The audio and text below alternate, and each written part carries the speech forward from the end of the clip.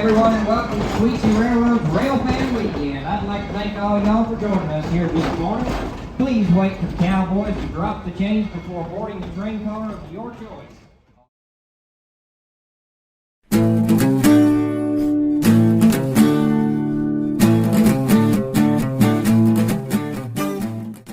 The East Tennessee and Western North Carolina Railroad was chartered in 1866 and constructed between 1881 and 1882.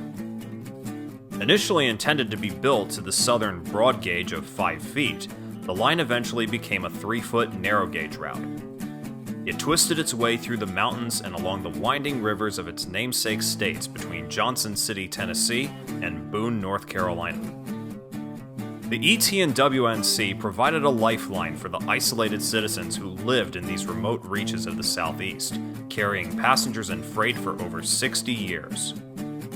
The locals would say that the railroad's initials stood for every time and with no complaint.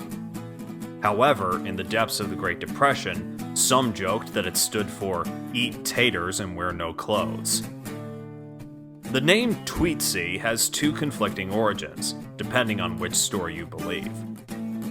One story, relayed by ET&WNC Historical Society member Johnny Graybeal, states that a high school football coach saw the letters TWNC in the railroad's initials and shortened it to Tweetsie. The other legend is that the Tweetsie name came from the melodic sound of the engine's whistles as they pulled their trains through the valley. In 1940, a disastrous flood wiped out the eastern portion of the line between Boone and Cranberry, North Carolina, curtailing operations. But the end would come after World War II, when improved roads and the rise of trucks and automobiles came to the area. By 1950, the narrow-gauge ET&WNC was nothing but a memory. However, all was not lost. Locomotive number 12, along with combine car number 15 and excursion car number 11, were bought by 3 rail fans from Harrisonburg, Virginia, and moved to a new tourist railroad called the Shenandoah Central. The little tourist line only ran for 2 years before Hurricane Hazel washed out the track. Legendary cowboy actor and singer Gene Autry had initially inked a deal to purchase number 12 and the coaches, following the collapse of the Shenandoah Central. They were to be moved to his ranch in California and used to film Western movies. However, the enormous costs involved to ship the train from Virginia to California caused Autry to rescind his bid. Enter Grover Robbins Jr., a native of Blowing Rock, North Carolina, who remembered the old days of the Tweetsie and decided to bring the train home. On July 4th, 1957, number 12 and her trains started operations on the new Tweetsie Railroad. A 1-mile length of track was laid around Roundhouse Mountain, which became a 3-mile loop the following year. In 1960, a second steam locomotive, former White Pass and Yukon number 190, was purchased to shoulder the operating schedule.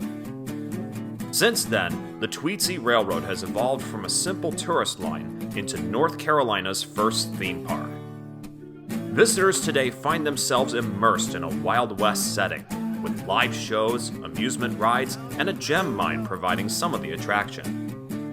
However, it'll always be the train ride around the mountain that draws one and all to ride the Tweetsie Railroad.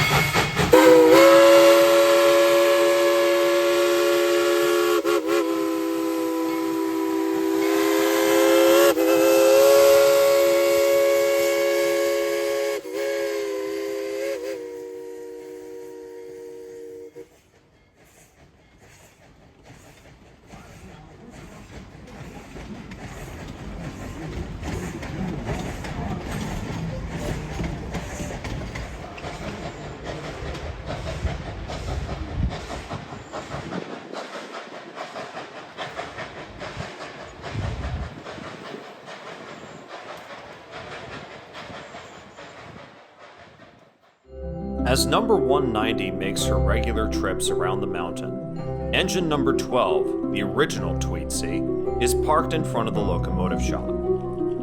The engine was intended to run for the weekend, but an inspection the week prior revealed that she was due for firebox repairs.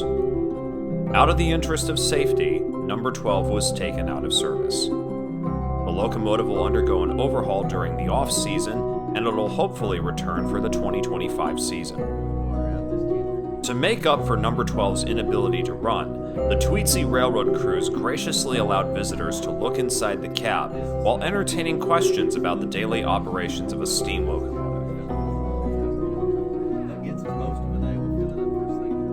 As a special treat, number 12 was adorned with temporary Shenandoah Central lettering on the tender and a Tweetsie name under the cab numbers.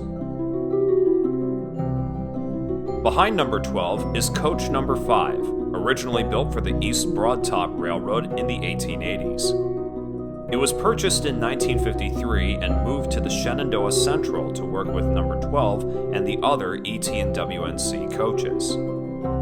After being moved to Tweetsie in 1955, coach number 5 was used as the end car on the trains until being retired for special events use only in 1992.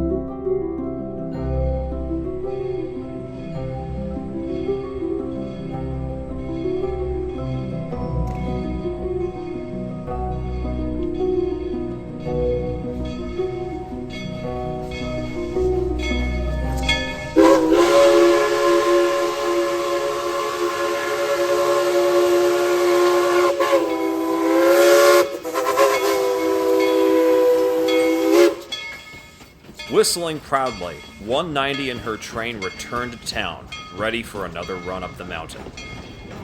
The train trips on the Tweetsie run every 30 to 45 minutes, so there's always a chance to ride. Once again, folks, please remember to remain seated until the train has come to a safe and complete stop. On Saturday, August 24th, a special photo train was run for the benefit of rail fans and photographers. Runbys were made at Dead Horse Trestle and at the Frontier Outpost.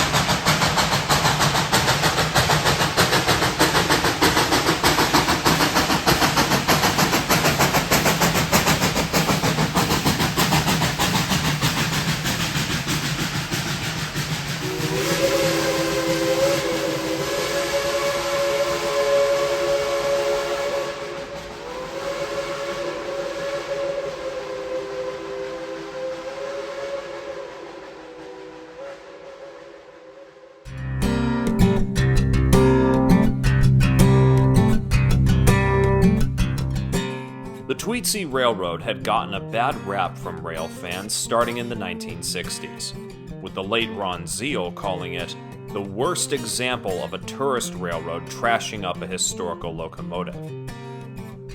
Now, that claim may have been true when everything was gussied up with fake diamond stacks and oil-burning headlight covers.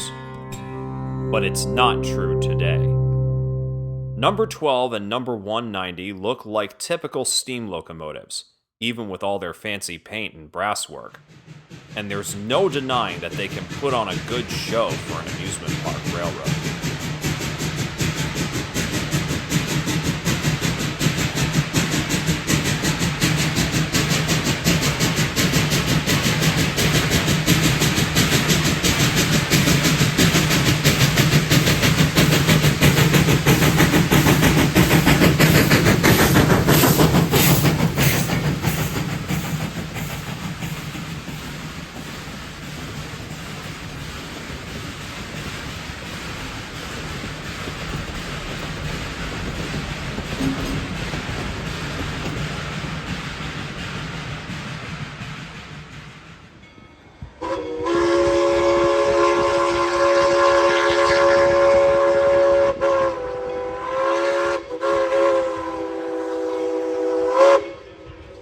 If you find yourself in the mountains of western North Carolina and you need a dose of steam railroading, then please pay the Tweetsie Railroad a visit.